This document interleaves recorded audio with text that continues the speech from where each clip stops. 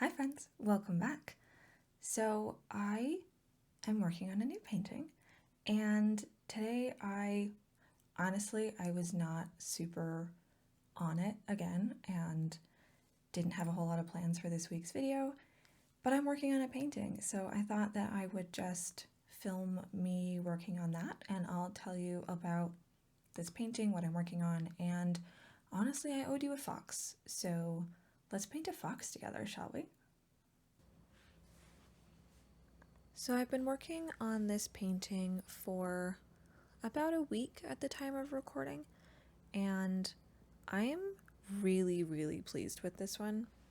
It's interesting because there are some paintings where it's really difficult and it takes me a lot of time and a lot of effort, and after putting in all that time and all that effort, I can really see all the results of all my hard work, and it's just really cool to see like the various stages of difference from the amount of time that I've put into it. And then there's pieces that just flow really nicely, and where I have an idea and I have a very clear vision in my head and it just comes together. And this was one of those. I have another painting that I did a while back, probably a few years ago, I think. And it's fine. I hang it in my bedroom. It's still it's cute. It was a kind of a copy of somebody else's work that I had found online, and it was right when I was really getting back into painting, so I was doing a lot of copying just to re-hone my skills.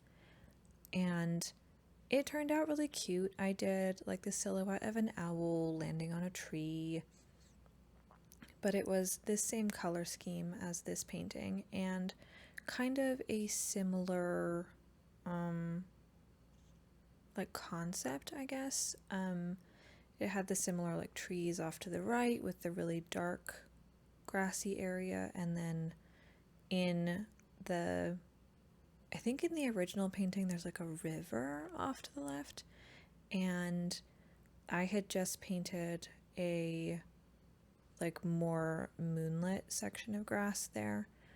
And for this one, I wanted to focus on it just being grassy. I didn't really want to add water to this piece, and I didn't want it to be a copy. This was just, I was looking at that piece that I had copied a while back and was thinking, I could do something like that, something with a similar composition, but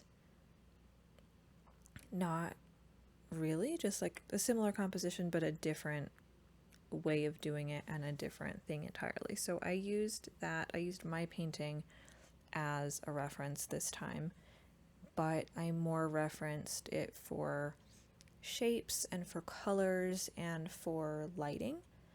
And then I spent a decent amount of time just composing it the way that I wanted it and getting it to really almost perfectly match the vision that I had in my head. So that's really cool when that happens, and it's super cool when it happens really fast. This one came together so quickly.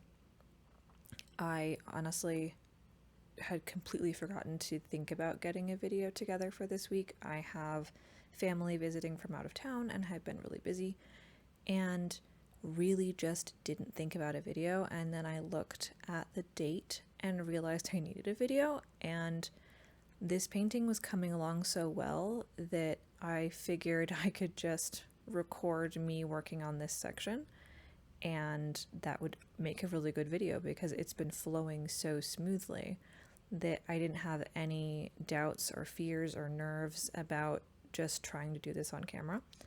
So I just set up my camera in a spot where it wouldn't be in my way and I wouldn't really see what was on camera.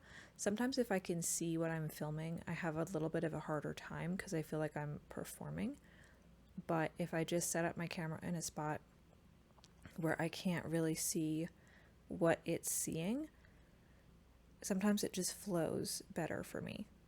So that was nice. I got it set up in a really nice location for that. But yeah, what I'm doing here is one of those things that I always feel like it looks really easy because it's just adding a lot of dots to the canvas to try to make like a very textured, grassy look, which sounds really easy, looks really easy. Sped up, I feel like it looks even easier, but in the moment, it is really difficult to figure out what shade should go where and where your highlight needs to be, where your low light needs to be, and then if your brush has a little bit too much of one color or the other, it can really skew the color because I have 4 colors going on my brush at the same time, and I'm doing just kind of a wet on wet technique where I'm just mixing the colors on the canvas. I'm dipping my brush into multiple colors on my paint palette and then patting them into place directly on the canvas, which means that I don't really know 100% what color my brush is going to produce at any given second. This part here, I feel like it looks ridiculous because I am going really fast naturally, and then I sped this up 2 times, so it just looks like extra silly me doing these little pats. I thought about doing this at regular speed, but then this would have been about I think like an hour and 15-minute video total, and I honestly didn't have the time to do that long of a voiceover.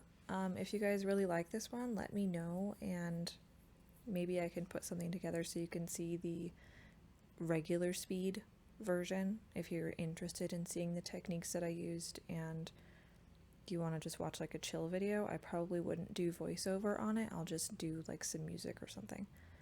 But let me know if you're ever interested in that. I am more than happy to do a re-edit on something like this so that you can see more of what I did.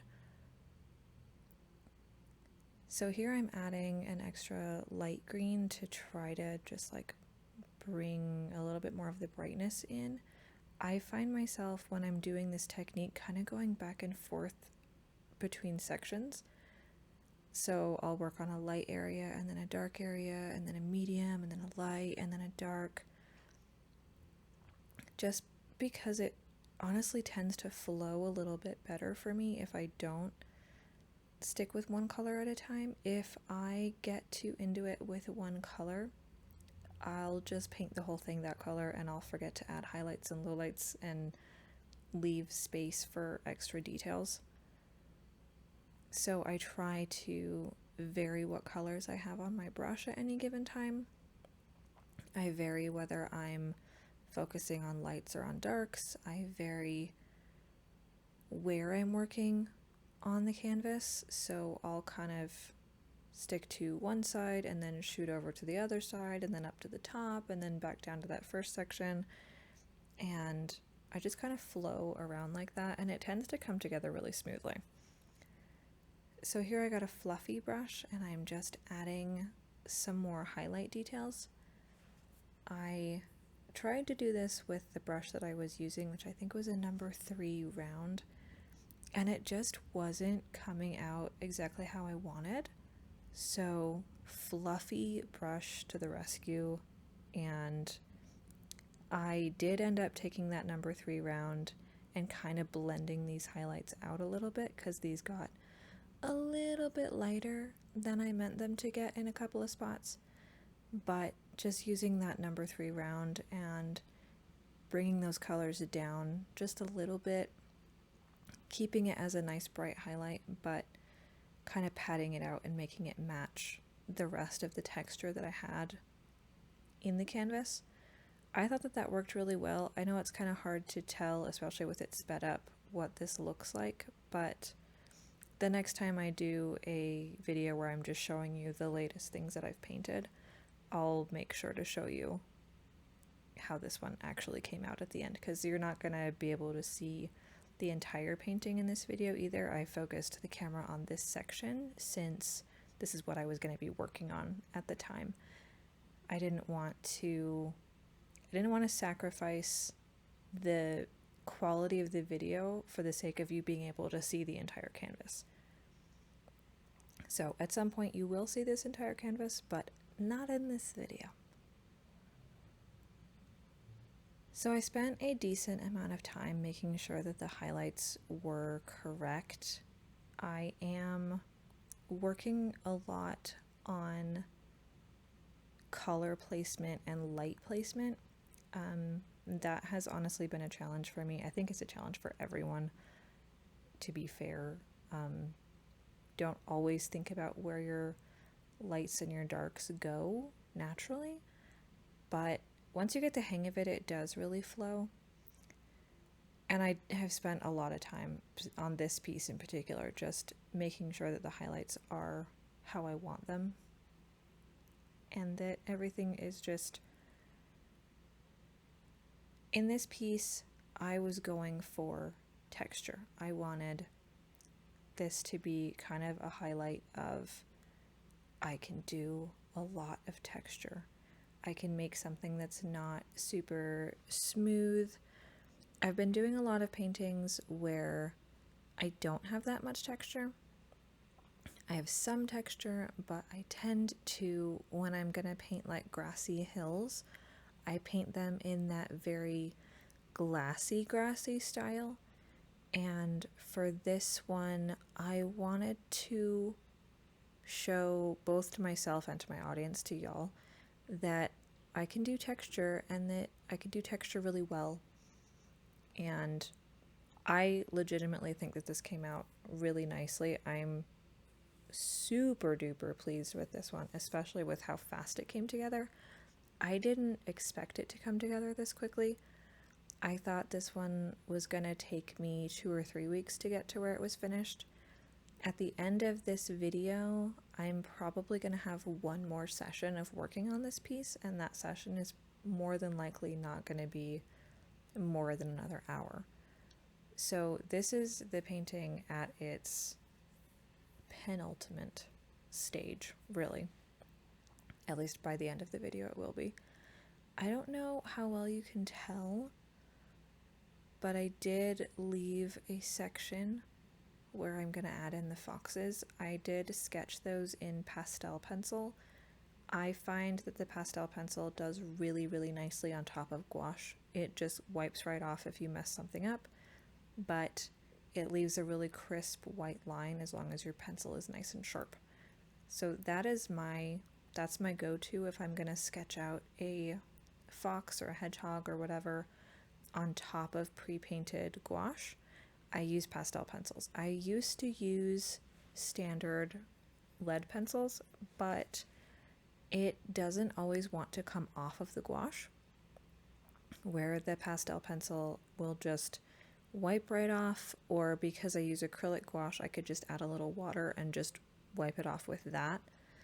I think the lead pencil would just kind of get stuck in the texture on the canvas itself and then not want to give up, which I didn't like that. I didn't like having to focus on making sure that I covered every single little bit of lead, where with the pastel pencil, if I don't cover all of it with paint, it's not a big deal because, again, I can still just wipe it right off and you'd never know it was there.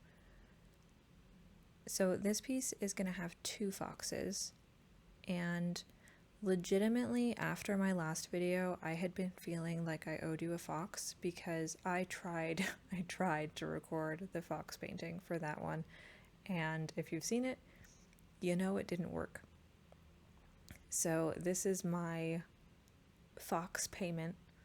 Y'all were owed a painting of a fox, and here you're gonna get 2. So I'm ahead 1 fox. I really think that these foxes came together really well and really cutely. I had a hard time finding reference photos that I liked for this. I do still have to use reference photos a lot for foxes, but I tend to focus on my reference photos being actual photos of foxes. I don't always like using other artists' renditions of foxes. They don't usually match the aesthetic that I'm going for, and a lot of times the shapes are a little bit funky compared to the shape that I'm wanting for my pieces. So I have, I don't know, a few dozen pictures of real live foxes from various photographers, and I use those as references. And then a lot of the time, I will mash a couple of them together. So I'll be like, I like this pose of the fox, but I want the head to be angled more like this, and I want the tail to be more like this. And I do a lot of the time just freehand the tails because I want to have that kind of almost cartoony tail that's a little more flowy and has the dramatic white tip at the end that you think of when you think of a fox, even though real foxes don't have that necessarily. They've got a little bit of white at the tip of the tail, but it's not that like bold, dramatic little bit of white at the end of the tail. They don't look like that. But again, these are little fantasy foxes, so they do look like that, at least for my paintings. So these two, I have I've been making a series with these two foxes. The red fox is a girl fox, and the blue fox is a boy fox. And I wanted to have a series that's like the adventures of two foxes. So some of them will have the red fox. I've done the majority of the paintings have the red fox, obviously. You've seen them. And the blue fox is a new addition. He's been in, I think this is his third. But this is the second one that has both of the foxes in it. And I want to start doing more of the male fox. I really like his colors. I think he blends into the series really nicely. He's a little easier to hide in a painting, where the red fox, she's super vibrant, so she is usually very much the center of attention in any painting I put her in. So I think it's really fun to have a fox that's blue, that because I tend to paint in the bluey greeny side of the spectrum, he can kind of disappear into a painting, which I know is not always necessarily what you want, but sometimes it's just really fun to have that character that just blends into the painting, and he's the focal point, but he's not super loud. Where the red fox in all of the paintings she is in, your eye just immediately goes to her because she's the contrasting color on the entire painting. And this one is no different. She is really the only warm color on this canvas. I stuck with very cool tones for the rest of it. And I was really excited to see how it came out having a vibrant red fox in the middle of the canvas. I think it came out really nice. She looks really good to me. There's a couple of tweaks I'll be making to her shape, but that'll be happening in the last session that I do with this piece. I think I exaggerated her shape a little more than I meant to, so I'll be walking that back a bit. But other than that, I think she came out really nicely. It's interesting to see myself painting these because I do them not infrequently, and I don't really think about the order in which I paint things or what it looks like during the different stages. I just kind of think of it as, because I sketch them in, it's almost like a little paint by numbers for me. I don't know how you would do these freehand. I guess you could do them. I'm sure people do them freehand, but I do freehand pretty much everything else on a canvas, but when it comes down to the foxes, I can't do it. I've got to have a little sketch in place so that I can tell what I'm doing, where I'm going, what color goes where. I even have on my phone, I made a little note that has what paint colors I use for each of these foxes, what paint colors I used for the dragon that I did on this channel a little while back, and then what colors I use for my fairies. That is super helpful if you guys aren't using the Notes app for stuff like that. You definitely should be. I think a lot of people use it as a diary. I legitimately use it for notes. I've got a Christmas list. I get ideas for everybody's Christmas and birthday presents, and I just have them in a running list in the Notes app. Guys, it's great. That was a tangent. But really, I am super happy with this piece. And I think the foxes just are super cute. I think they make this painting really stand out. This is a really fun addition to my Fox and the Fairy collection. There will be a fairy on this painting. That's going to be one of the last things I add in. I am trying to decide where to put the fairy. I think she's going to go up in the tree that's in the upper left, but that will be decided the next time I work on this, obviously. That's not happening now. The little details on the foxes are really what make them, and I tried to give a little bit of a smile to both of the foxes in this piece. I wanted them to be happy little foxes, because they're happy little foxes, and they're hanging out together with a fairy in a cold little forest. I am, again, I know I say this a lot, but I'm really happy with this piece, and I hope that you guys like it too. I really liked, one of you suggested calling my last one Waiting on Winter. If you have any ideas for this one, please let me know, because I think I might be calling that last one either Waiting on Winter or Waiting for Winter.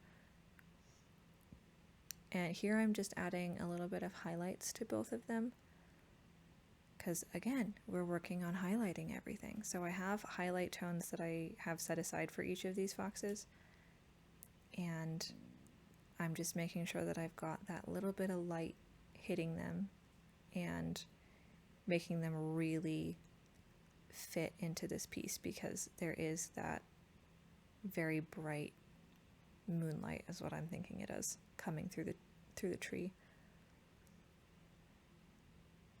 And yeah, thank you guys for watching. I hope that you enjoyed, and I'll see you in a couple weeks with a more thought out video. Bye!